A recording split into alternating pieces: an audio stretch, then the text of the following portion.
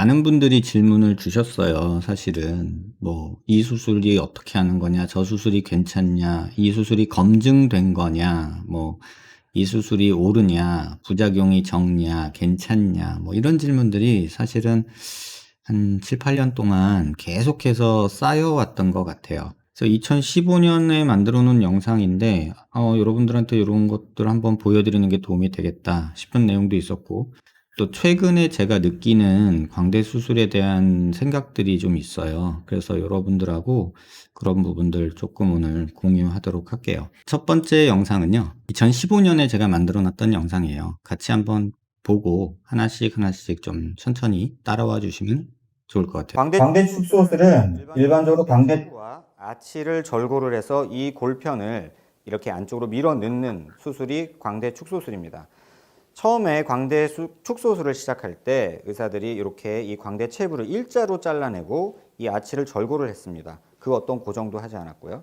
그랬을 때 생겨난 부작용들이 이 골편이 교근에 당겨지는 힘에 의해서 하방으로 변이가 일어나면서 볼처짐과 이 광대뼈가 주저앉는 그런 모습이 생겨났죠. 그래서 생겨난 말이 윤곽수술하고 나면은 얼굴이 무너진다라는 단어가 여기서 나온 내용입니다. 그래서 그런 부작용들을 깨닫고 의사들이 여기에 L-쉐입 오스테오톰이라고 해서 이렇게 L자 모양으로, 쉽게 말하면 뼈가 골편이 여기서 걸릴 수 있도록 이런 L-쉐입 오스테오톰이라는 단어를 썼죠. 그거는 L자 절골 라인이라는 뜻입니다. 그래서 이렇게 절골을 한 다음에 이 뼈 조각이 여기 남아있는 뼈에 걸치게 돼서 이 골편이 밑으로 하방 변이가 일어나는 것을 막아주게 됐죠. 그 다음에 또 동양인의 이렇게 아주 큰 광대에 있어서는 이쪽의 체부의 골편을 이렇게 잘라내는 이런 작업을 하게 됐습니다. 최근 들어서는 이렇게 골편을 잘라내는 경우는 아주 제한적인 경우에 시행을 하고요. 대부분 일자로 또는 L자, 거의 L자인 경우가 많은데요. L자로 절골을 하고 고정을 할 때 여기를 하나를 하느냐, 두 개를 하느냐, 또는 뭐 아치도 고정을 하느냐. 그래서 이중 고정이라 하면 아치 쪽과 체부 쪽을 같이 고정하는 걸 이중 고정이라고 하고, 또 반측 고정이라고 하는 거는 체부 쪽만 고정하고 아치 쪽은 고정을 안 하는 경우, 그런 경우를 말합니다. 또 하나 최근에 이제 한 1, 2년 사이에 많이 이제 회자되고 있는 퀵광대라는 부분이 있는데요. 퀵광대라는 부분은 이 구렛나루 앞쪽이나 또는 두피를 절개를 통해서 이 광대뼈의 두께를 마치 회 썰듯이 이 뼈를 포 뜨듯이 한꺼풀 떼어내는 작업입니다.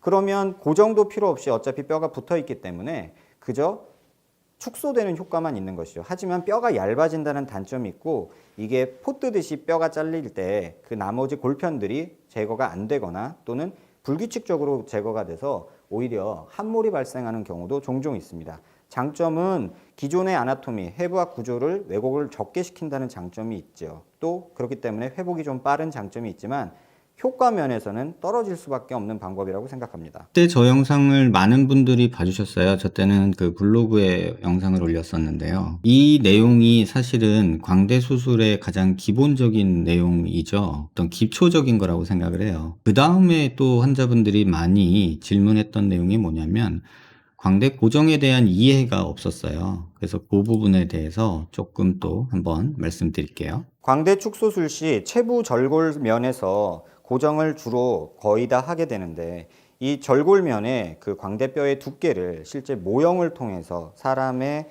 CT를 찍은 거를 3D 프린터로 뽑은 이 모형을 통해서 측정을 해보도록 하겠습니다. 저희가 보통 고정을 L-쉐입 오스테오톰이라고 해서 이렇게 L자 모양으로 광대 체부를 절골을 많이 하는데요. 이 부위를 뼈 두께가 어느 정도 되는지 보겠습니다. 가장 많이 절골하는 부위인, 고정을 하게 되는 부위인 이 부위는 지금 대략 보면 1.5mm 정도의 두께를 보이고 있습니다. 그 다음에 그쪽 약간 상부로 가면은 3.7mm 정도까지 가고요. 그 더 위로 가면은 한 6mm까지 측정이 됩니다. 그러면 이쪽에 맨 밑에 고정을 할 때는 지금 거의 한 1mm에서 1.25mm 정도, 그 정도밖에 안 되는 골인데, 보통의 고정이 철사나 어떤 와이어나 또는 스크류나 플레이트 시스템을 사용하기 때문에 보통 이 두께가 2mm 이상은 뼈 두께가 있어야 고정력을 발휘할 수 있다고 생각을 합니다.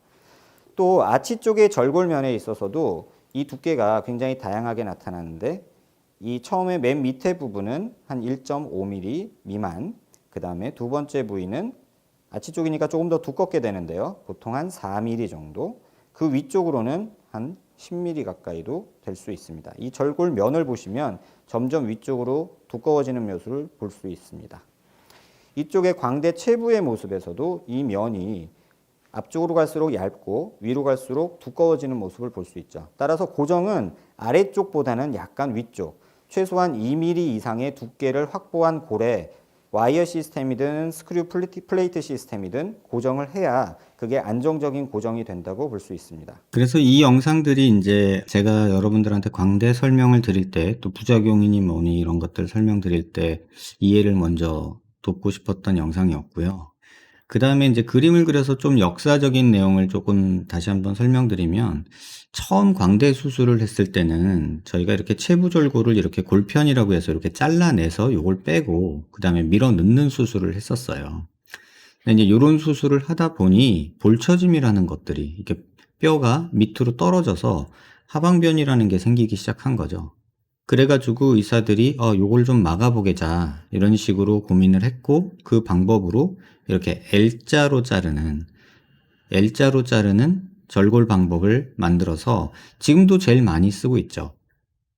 L-shape 오스테오토미라는 단어를 써가지고 L자 절골이라는 걸 쓰고, 뒤에 절골은 뭐 톱으로 자르시는 분도 있었고, 오스테오토미라고 해서 이렇게 망치로 두드리는 그런 방법을 쓰는 방법도 있었고, 뭐 다양하게 시행이 됐었어요. 근데 이제 이런 모습들이 계속 있다가 나중에 또 하나 이제 얘기가 나온 게, 체부 절골을 이렇게 체부 골편을 잘라내면 분류압이 생긴다. 그래서 골편을 많이 자르지 말자라는 그런 유행처럼 또 의견들이 나오기 시작했어요. 그래서 골편을 자르지 않는, 그냥 이렇게 절골만 해서 밀어넣고 살짝 갈아서 다듬어주는 이런 방식이 또 시행이 됐었어요.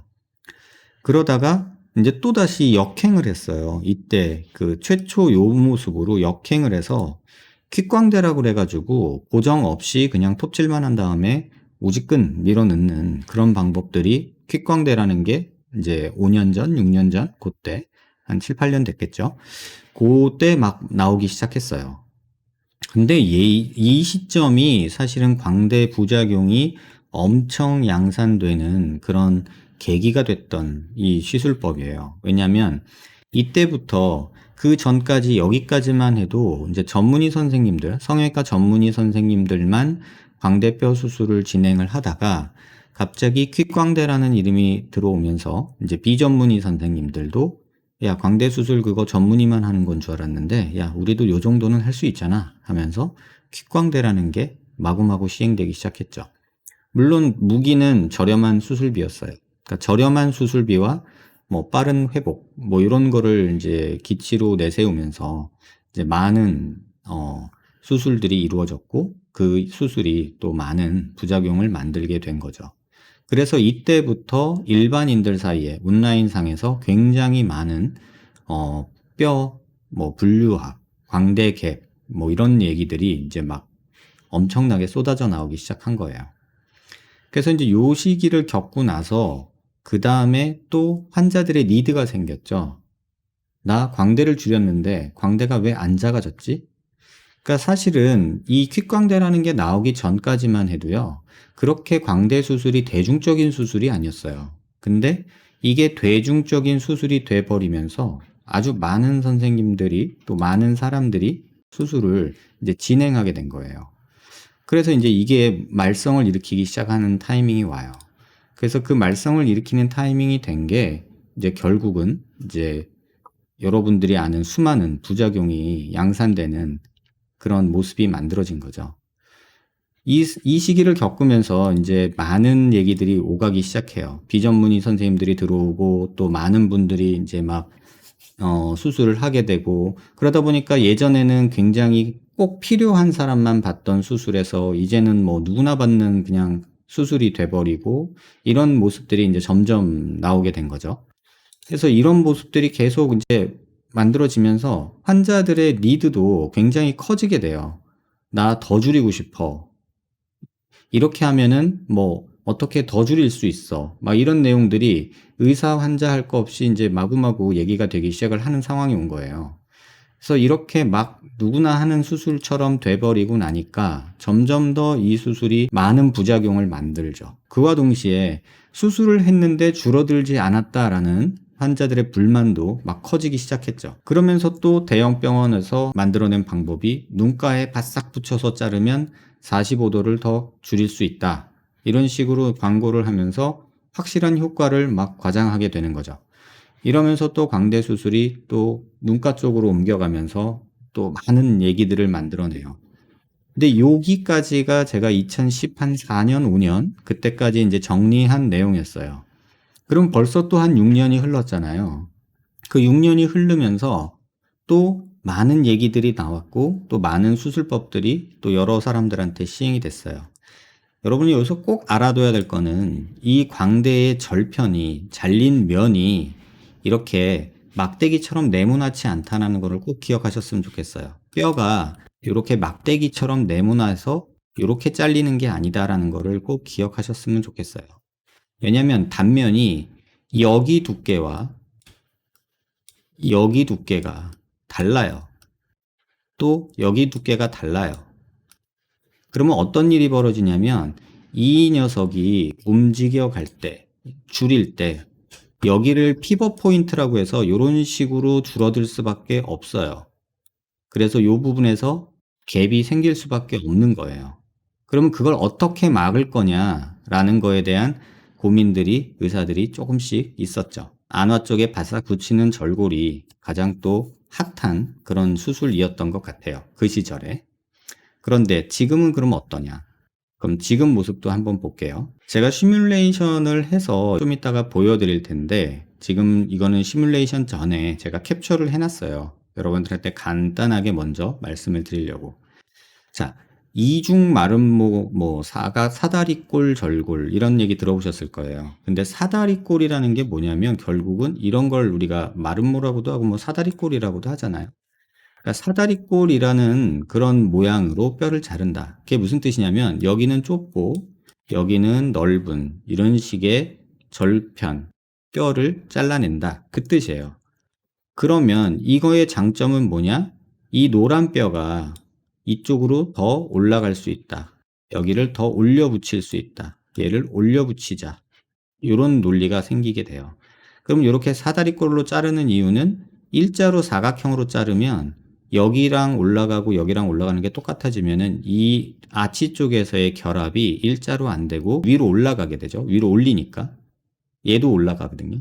그러니까는 여기를 넓게 잘라줘야 얘가 일로 가면서 이쪽은 살짝 밑으로 내려오는 그런 모습이 생겨요. 그래야 남아있는 템포럴 프로세스랑 연결할 수 있는 그림이 돼요. 빨간 뼈를 잘라서 빼고 그 다음에 그러면 이런 노란 뼈만 남겠죠? 이 노란 뼈를 이쪽 방향으로 올리고 얘도 일로 올리고 안으로 밀어 넣고 이렇게 하면 이 초록색 모양의 뼈가 돼요.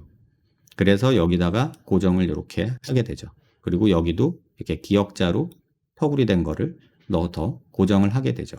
근데 이 방법의 단점은 제가 누누이 말씀드리지만 여기 상악동이 이렇게 많이 열린다. 그 다음에 얘가 이 점이 여기로 올라가면서 워낙에 한 여기쯤 있던 점인데 일로 올라가면서 여기 있는 근육들이나 안면 유지인대들을 쭉 당겨 올라가서 이쪽 부위에 볼페임을 만든다. 이제 제가 말하는 단점은 그거였어요. 근데 가장 많이 광고가 되고 있고 많은 분들이 이 수술을 받고 저를 찾아오시는 것도 사실이에요. 그러면 지금 보시면 이게 수술 전의 뼈 위치고 이게 수술 후의 뼈 위치예요. 그럼 요 점이 같은 점이었는데 여기가 이제 안면 유지인대 중에서 가장 중요하다고 볼 수 있는 그런 인대들이 붙고 교근이 또 붙는 그런 위치죠. 근데 이 위치가 일로 이렇게 이동을 하게 되면 이쪽에 교근들하고 여기에 또 피부랑 연결되어 있던 유지인대들이 쭉 딸려 올라가면서 이쪽 부분에 피부 함몰이 만들어지는 그런 원리가 되는 거죠. 그래서 실제로 고개를 들어서 보면 줄이는 거는 옆광대 충분히 줄여들고 하지만 45도가 그닥 비슷해요. 여타 다른 방법하고 크게 차이가 나지 않는 그런 효과를 보이게 되죠. 그래서 실제 수술 결과를 보면 이쪽에 이만큼 상악동이 열려 있고 이쪽에 수많은 플레이트가 박혀 있는 모습을 볼 수 있죠. 그래서 줄어들면 여기는 기역자로 이렇게 고정을 하게 되죠. 그 다음에 또 최근에 이제 간혹 보이는 방법이 역으로 이렇게 좁게 하는 거죠. 아까 사다리꼴 절골은 위에가 좁고 여기가 넓잖아요.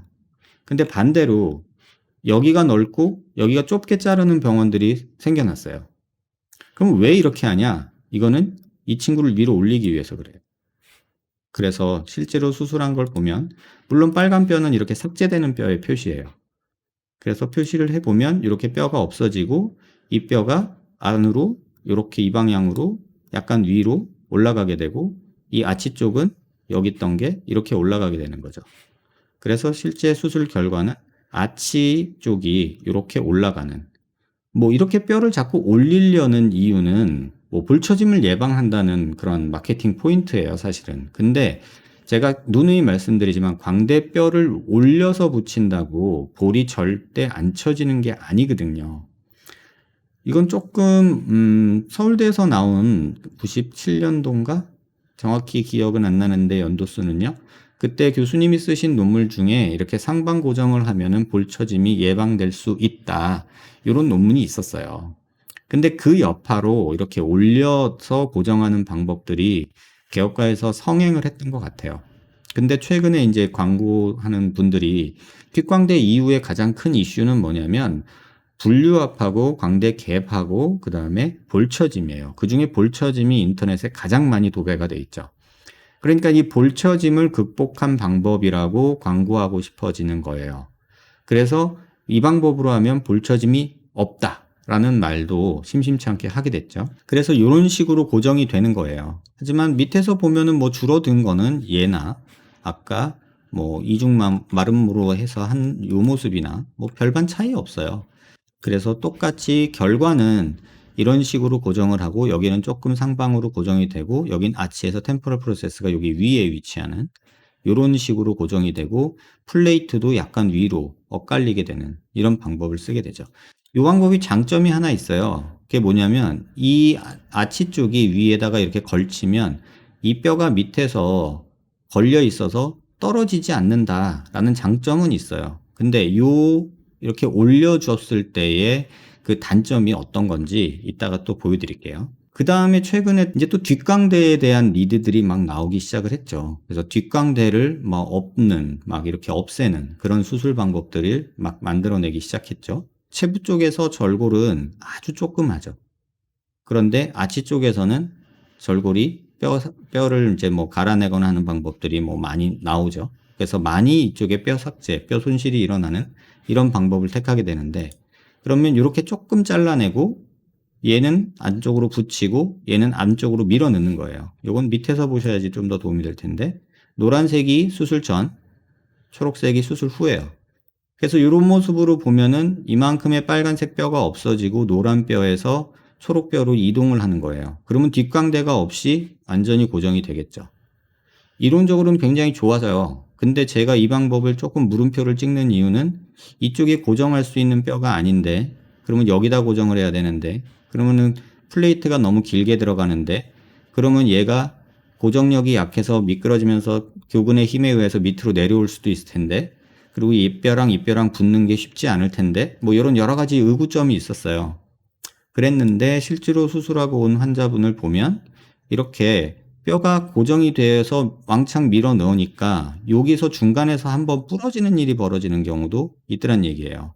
일전에 보여드렸던 케이스는 여기 뼈가 다 녹아 없어진 경우였고 여기는 교근이 밀어내는 힘과 플레이트가 누르는 힘이 싸워서 중간에 뼈가 부러지는 이런 모습이 또 관찰이 되더라고요.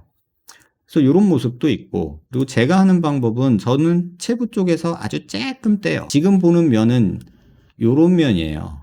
요렇게 자르게 되는 거예요. 안쪽은 많이 잘라요. 그래서 요것도 일부 사다리꼴이고 삼각형 절골 뭐 이런 식으로 말 붙일 수도 있어요. 근데 이거는 수술 좀 해보신 분들이면 이해하실 부분이에요. 아까 제가 그림 그릴 때 이 그림 하나 그렸잖아요. 이렇게 여기가 피벗 포인트가 돼서 여기 상부 쪽이 벌어질 수밖에 없다 그랬잖아요. 그러면 이런 뼈를 자를 때 이렇게 자르지 않고 이렇게 자르는 거예요. 여기를 이렇게 자르는 거예요. 그러면 실제 남는 뼈는 이렇게 남겠죠. 이렇게 남을 거고, 이 뼈가 이렇게 돌아가면 이런 식으로 고정이 되겠죠. 그러면 여기도 붓고 여기도 붓고, 그래서 뼈의 접촉면을 최대화시키는 거예요. 그런 방법으로 저는 하고 있어요. 여기를 조금 자르고 뒤를 조금 가는 방식을 택하거든요. 그래서 여기 조금 뼈 없어지고 앞으로 밀고 얘는 안으로 밀어넣고, 그러면 이런 형태가 돼요. 밑에서 자세히 보면 초록색은 밑으로 들어가서 이 뼈끼리 부딪혀서 밖으로 튀어나오지 못하게 해주고, 고정할 정도만 남겨놓고 조금 없애고 초록색으로 밀어넣고 고정을 하게 되죠. 근데 그렇게 해서 한 방법이 이 방법이죠.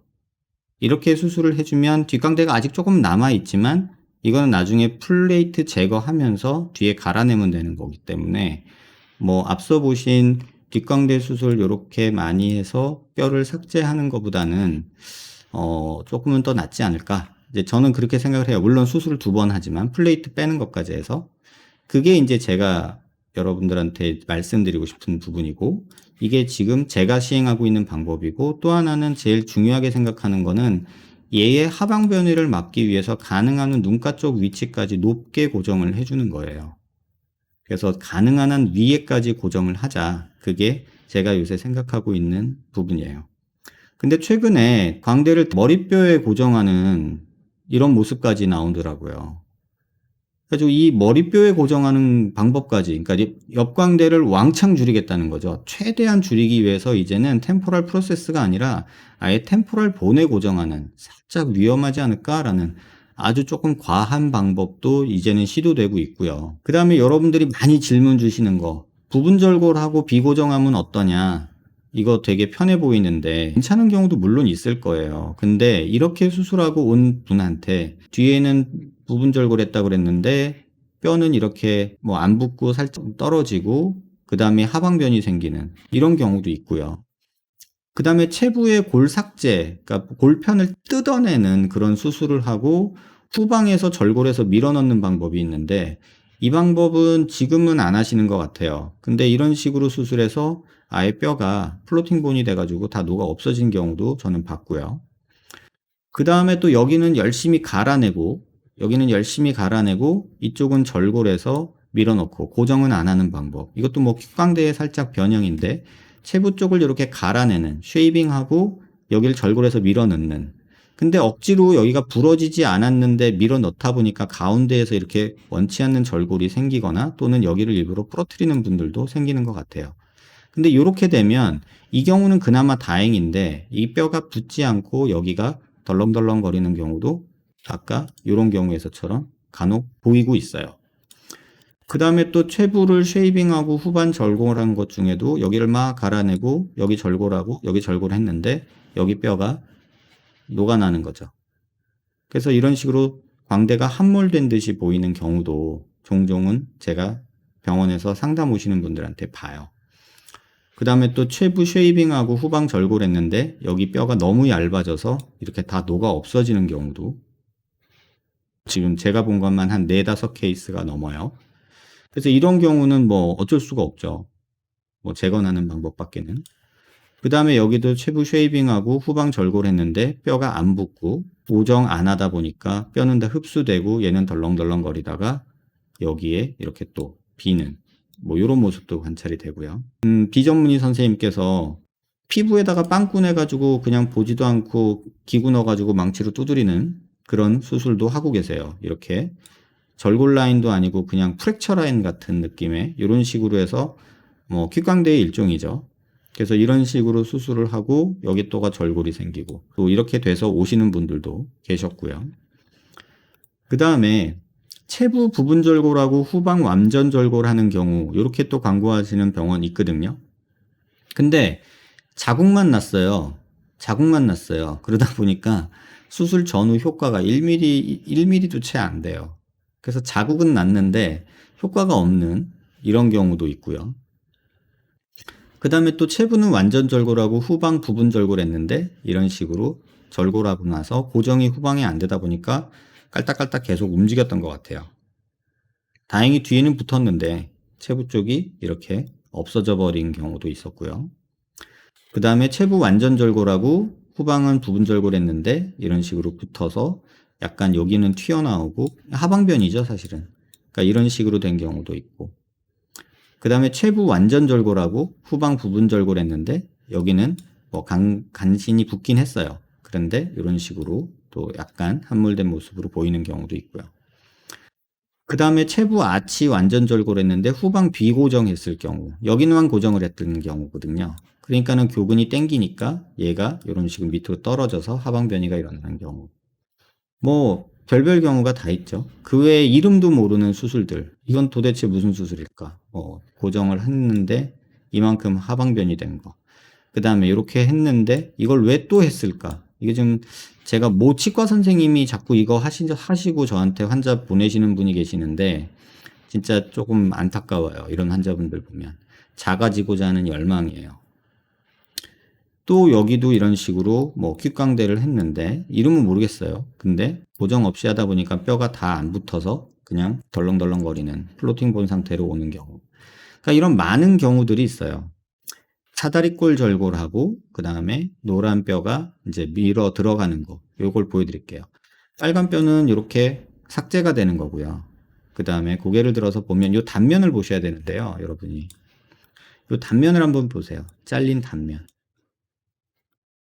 이게 상악동이고요. 그 다음에 여기가 뼈 잘린 단면이에요.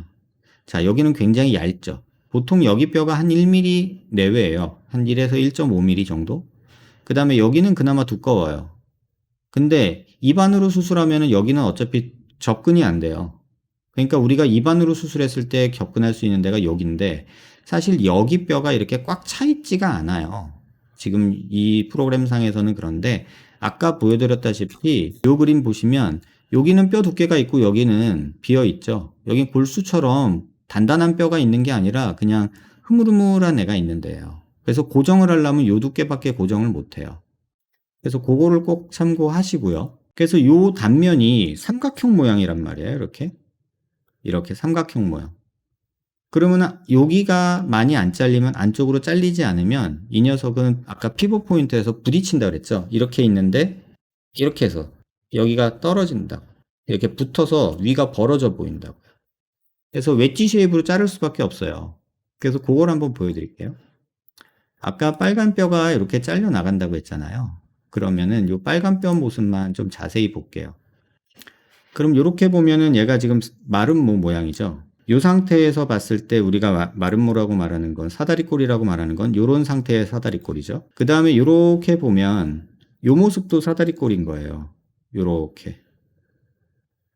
그러니까 이렇게 수술이 되는 거예요. 뼈를 자른 다음에 그 다음에 빨간 뼈를 삭제하고 그 다음에 노란 뼈를 움직여서 이렇게 붙이는 거예요. 그러면 이렇게 됐을 때 모습이 많이 이거는 뭐 얼마든지 뭐 줄어드는 양은 조절할 수가 있어요. 뭐 지금은 조금 너무 많이 줄어든 느낌이 있으니까 뭐 이런 식으로 했다고 치면요. 여기다가 플레이트 고정을 이런 식으로 하죠. 이런 식으로. 그래서 보면 항상 여기가 튀어나와 보여요. 만져져요. 이제 이런 얘기들이 나오는 거죠.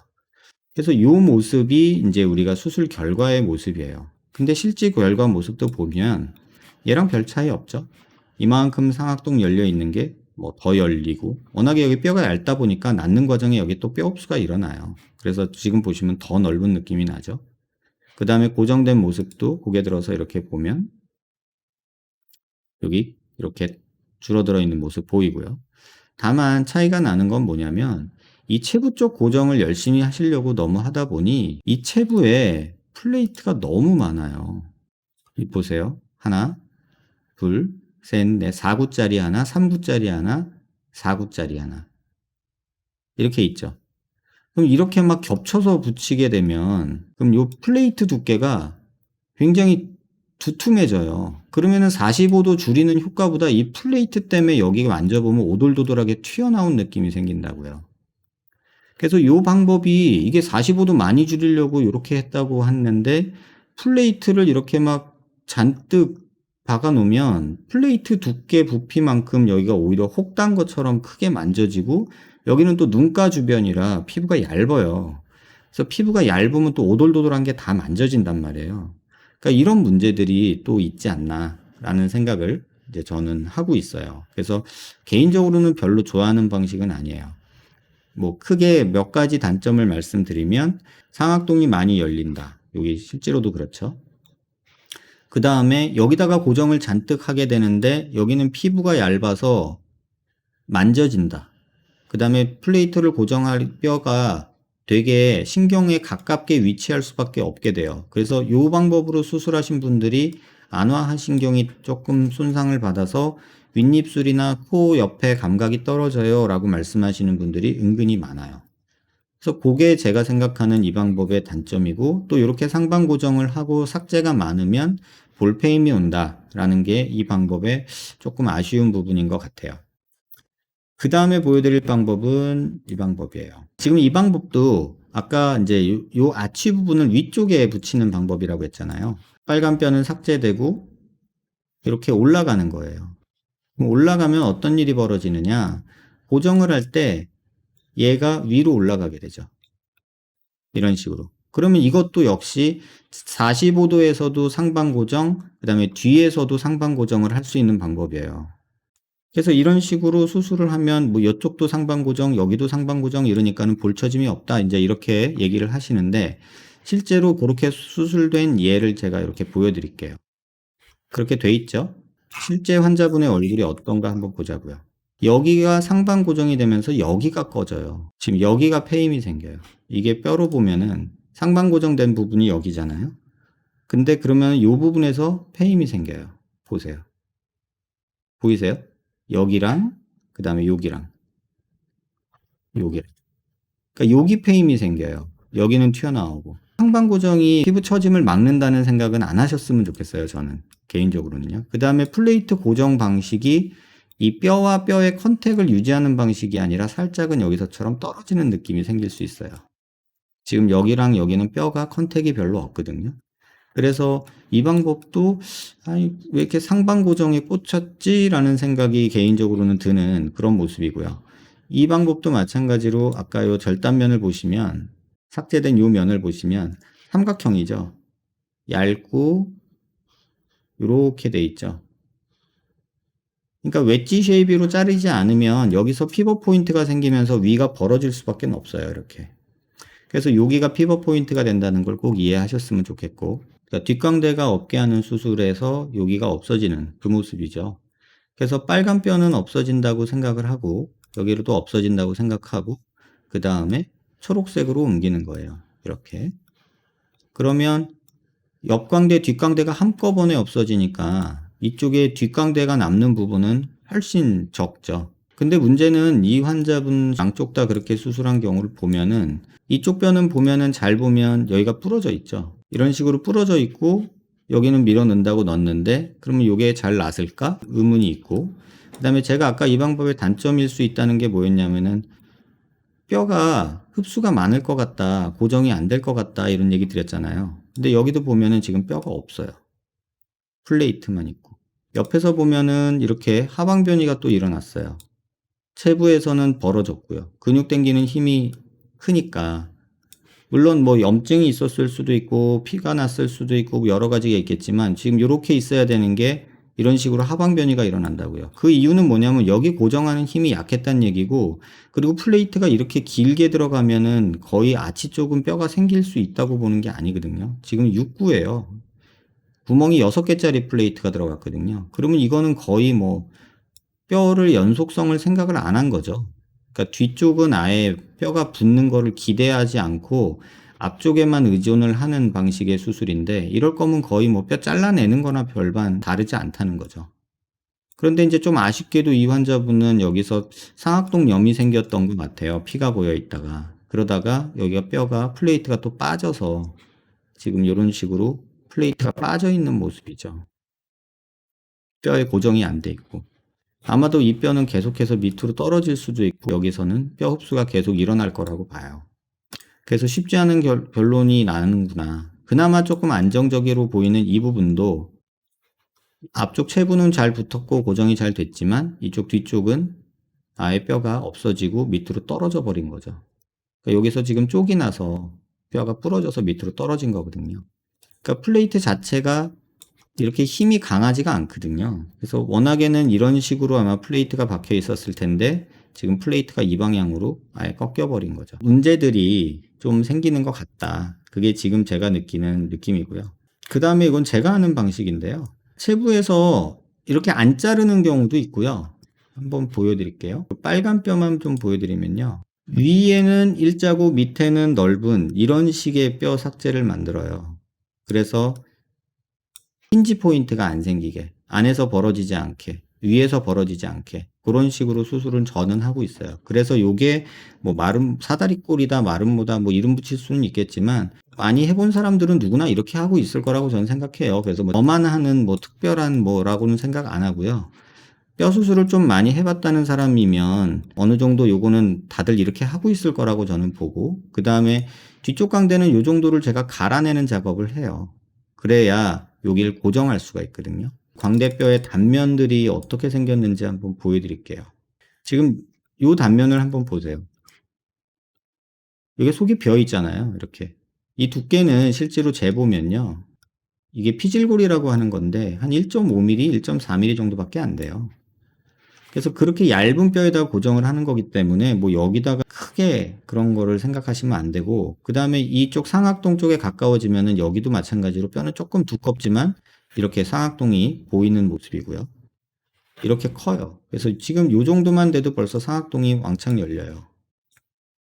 지금 요 단면에서만 봐도. 그 다음에 이쪽으로 가면은 그나마 앞뒤뼈가 생기죠. 요 단면이. 그 다음에 또 보여드려야 될 게 이 템포럴 본에서의 뼈의 모습이에요. 여기를 좀 보세요. 광대가 나오는 딱 여기요. 이렇게 속이 비어 있어요. 그래서 많이 삭제를 못 해요. 이렇게 속이가 비어 있으니까. 보이세요? 여기가? 지금 여기가 딱 이렇게 보면 우리가 광대 수술할 때 고정하는 부위거든요. 이 단면이 제일 중요하겠죠. 여기 단면이.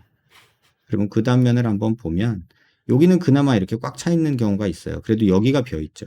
그러니까 잘라낼 수 있는 양이 그렇게 많지 않다는 뜻이에요. 이렇게 다 비어 있기 때문에. 잘라낸다고 여러분들이 그냥 다 통뼈라고 생각하시면 절대 안 된다. 그걸 기억하셨으면 좋겠어요.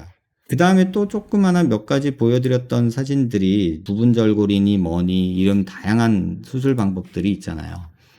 근데 이런 방법들을 이제 뭐 제가 다 겪어보고 또 하고 오시는 분들 보고 또 이런 분들 재건 수술을 하고 이러면서 제가 느낀 결론은 정답은 없어요. 각 방법이 뭔가 추구하는 목적이 있겠죠.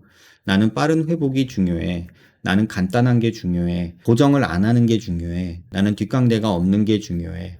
나는 볼처짐이 없는 게 중요해. 각각의 방법들이 많이들 이제 그러면서 환자의 요구에 따라서 개발되고 또 의사들이 노력해서 만들어내고 그런 것 같아요. 근데 제가 이거를 한 십몇 년 동안 뭐 여러 환자분들 이렇게 결과들을 보면서 느껴지는 거는 최근에는 이런 생각들이 들었어요. 이건 그냥 제 개인적인 생각이에요. 이전 광대 수술 관련 부작용은 약간 의사의 숙련도 부족이 더 많았던 것 같아요. 한 10년 전에는요. 제가 뭐 재건 수술이라는 걸 처음 할 때만 해도 의사의 숙련도 부족이 어느 정도 포션을 차지하고 있었던 것 같아요. 그리고 또 그 무렵, 그 시절에 한 10년 전쯤에 퀵광대라는 이름의 간편하고 뭐 싼 이런 방법들의 유행을 하면서 엄청난 부작용이 많이 만들어졌다. 그래서 처음에는 생각을 한 게 의사들의 숙련도가 올라가면 괜찮을 거다라고 생각을 했고, 또 하나는 환자들이 퀵광대나 이런 거의 위험성에 대해서 조금 알고서 선택하면 그런 부작용이 줄어들겠다라고 생각을 했었는데, 최근 한 2, 3년간의 모습을 보면 숙련도의 문제는 아닌 상황이 돼버렸어요. 이제는 의사들의 숙련도는 굉장히 많이 올라왔다고 저는 생각을 하는데, 이 환자들이 이해가 없어서 얼굴을 무조건 작게 만들고 싶은 욕심이 너무 과하다 보니 또 의사가 그 과한 욕심에 모험을 하고 또 그 욕심에 부응하다 보니 만들어지는 부작용이 최근 들어 굉장히 늘어가는 것 같아요. 얼굴이 크다고 무조건 광대를 줄이려고만 하는 환자의 갈망이 엄청나고요. 그리고 또 그런 갈망이 있는 환자들을 수술을 시켜서 금전적인 이득을 취하려는 욕심이 있는 의사들도 또 점점 많아지는 것 같고요. 그래서 요새 들어서 드는 생각은 이게 광대 축소술인가, 이게 광대 제거 수술인가 헷갈릴 정도로 광대를 무조건 없애려는 방향으로만 의사나 환자나 노력하고 있는 건 아닌가라는 생각이 개인적으로는 좀 들고 있어요. 이런 분이 있어요. 아까 보여드렸던 분이에요. 이분이 광대 수술을 몇 번을 했을까요?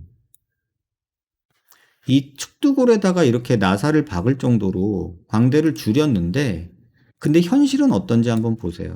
여러분 이거 눈으로 한번 보셔야 돼요. 플레이트는 속에 있는데 뼈는 위에 있어요. 보이세요? 플레이트는 여기 있고요. 뼈는 위에 있어요. 워낙에 뼈를 이렇게까지 줄여놨겠죠. 근데 이 뼈를 녹이고 흡수시키면서 광대는 밖으로 더 나간 거예요. 이런 식으로까지 우리가 수술을 해야만 하나. 이쪽도 마찬가지예요. 광대뼈는 여기 있잖아요. 근데 플레이트는 안에 있어요. 처음에는 얘를 이렇게까지 밀어 넣어서 고정을 해놨겠죠, 의사가. 근데 이 안이 빈 공간이 아니라고 했잖아요, 제가. 여기는 측두근이 있는 뼈라고 했잖아요. 그런데 이 측두근이 우리가 입 벌리고 씹고 이러는 상황에서 이 뼈가 밖으로 튀어나가는, 밀고 나가려는 힘이 생긴단 말이에요. 그러면은 여기 고정해놨던 뼈를 다 녹이고 없애고 하면서 뼈는 자기가 근육이 밀어내는 대로 나가요. 그러면 안에 가시처럼 이렇게 쓸데없이 플레이트만, 스크류만 박혀 있는 거예요. 이렇게. 뼈는 없이. 이렇게 보시면. 뼈는 여기 있는데 스크류는 여기 박혀 있잖아요. 근데 이 환자가 저한테 와서 뭐라고 하는지 아세요? 선생님, 광대 더 줄일 수 있어요? 이렇게 얘기를 해요. 여기까지 왔는데도 환자는 광대 더 줄일 수 있나요? 라고 저한테 물어요. 그러면 제가 할 말이 없어져요. 광대만 5번 수술하셨어요. 얼굴 실제로 보시면 깜짝 놀래요. 여기가 아예 없어요. 이쪽에 피부를 음영을 보면요. 절개창이 하나, 둘, 셋, 여기 하나 더 4개.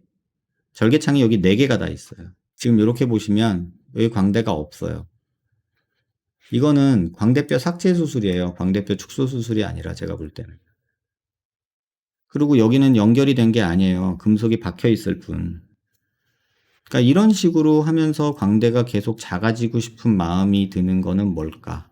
제가 겁이 많은 건지 제가 나이를 먹는 건지는 모르겠지만 어쨌든 최근 드는 느낌은 광대 축소술이 아닌 광대 제거 수술이 되어가는 느낌이 지워지지 않아요. 그런데 저런 환자들이 와서 선생님 저 광대 수술이 너무 과하게 된 것 같아요. 이런 얘기를 하는 게 아니에요. 더 작아질 수 있나요? 이렇게 와요. 그러면 제가 안 해주죠. 아니요. 이제 광대순 손대지 말지. 아까 봤던 이 환자는 제가 엄청 병원에 와서 혼내서 보냈어요. 얼굴을 왜 이렇게 다 난도질을 해요? 라고 혼내고 보냈어요. 지금 어린데 나중에 어떡하려고 이런 얘기를 하고 보냈어요. 그런데 그 친구는 저한테 물어요. 근데 선생님, 광대 더 줄어들 수 있어요? 이렇게 물어봐요. 그게 지금 우리 모습인 것 같아요. 그런 환자의 갈망과 의사의 과욕 또는 모험이 이런 문제들을 계속 만드는 것 같아요. 여러분 CT 보고 사진 보고 얼굴이 작아졌다 이렇게 느끼는 것만 보고 좋다고 생각하지 마세요. 플레이트는 뼈가 아니에요. 그런데 여러분이 보는 CT에서 뼈와 플레이트는 거의 비슷하게 보여서 사람들은 그게 뼈인 줄 알아요. 그리고 그걸 뼈로 착각하고 저렇게 하면 되겠다라는 생각을 하는 것 같아요. 굉장히 위험하고 안타까운 생각 같아요. 내용이 좀 어려울 수 있어요, 여러분. 내용이 좀 어려울 수 있는데 계속되는 질문은 있고 설명하자니 쉽게 설명하는 건 의미가 없고 근거를 대자니 이해하기 어려운 얘기가 될 게 뻔하고 그렇다고 근거 없이 하지 마세요 라고 말하면 어딘가서 또 꼬심에 넘어가서 하게 될 거고 그래서 오늘 만들어 본 영상이고요. 여러분들이 이거를 돌려보면서 천천히 이해하신다면 아마도 최소한 오답은 고르지 않을 거예요. 저는 가끔 그런 생각을 해요. 내가 정답을 골라주는 사람일 수는 없을 수도 있다. 근데 최소한 오답은 막아줘야 되지 않을까? 그런 생각이 들어요. 공부할 때 시험 볼 때 여러분 그렇게 하지 않아요? 문제를 푸는데 정답을 고르시오라고 했는데 이게 정답이라는 내가 확신이 없어. 그럼 여러분 그 사지선다에서 어떻게 시험 보세요? 저는 중학교 때부터 고등학교 때까지 뭐 대학 와서까지 계속 그랬어요. 확실하게 아닌 것부터 제끼죠. 뭐 1번, 2번, 3번, 4번, 5번이 있어요. 옳은 거를 고르시오 그랬어요. 근데 뭐가 옳은지 내가 확신이 없어. 그러면 이건 절대 아니야 라는 것부터 우리가 지우잖아요. 그리고 남는 거에서 선택하면 그나마 확률적으로 정답에 가깝지 않을까? 그리고 절대 오답인 거는 피할 수 있지 않을까? 저는 개인적으로는 그런 생각하면서 이 방송의 제목도 모의고사라고 했고 광대수술 영역이라고 말씀을 드렸어요. 얘기가 어려울 수 있어요. 근데 여러분들이 이제 해부학 지식이랑 뭐 수술에 대한 이해가 없이 들으면 이렇게 아마 하실 것 같아요. 근데 겪어보시면 어느 환자가 저한테 그 말씀을 하시는데 그 말이 되게 마음에 와닿았어요. 제 방송을 자기가 수술하기 전에부터 봤대요. 근데 그때는 너무 어려워가지고 모르겠다. 그러고서 제꼈대요. 그리고 다른 선생님의 유튜브 방송을 봤더니 되게 쉽더래요. 이렇게 해서 줄이면 얼굴 왕창 줄어요. 뭐 이렇게 얘기를 했겠죠. 그래가지고 거기 가서 수술을 했대요. 그랬더니 수술을 하고 나서 뭔가 이상해서 제 영상을 다시 보게 됐대요. 그랬더니 그때부터 이해가 되더래요. 그 얘기를 환자분이 저한테 해주시는데 그러네. 내가 아무리 방송에서 떠들어도 수술 전에 환자가 이걸 본다면 어렵다고 그냥 스킵하거나 아니면 닫아버리고 딴 걸 보기가 제일 쉽겠구나. 이런 생각을 저는 했어요. 아무튼 누군가에게 뭐 수술 전이든 후든 도움이 되셨기를 부탁드리고요. 여러분들이 이 영상을 다른 곳에 많이 펼쳐주세요. 왜냐하면 수술 준비 중인 사람들은 이 영상을 꼭 보고 최소한 이해는 했으면 하는 바람이 저는 있어요. 제가 혼자서 아무리 떠들어봐야 수술하고 보면 뭔 도움이 되겠어요. 수술 전에 뭔가를 계획하시는 분들이 조금 이해를 하고 보시길 바라는데 현실적으로 그게 쉽진 않은 것 같아요.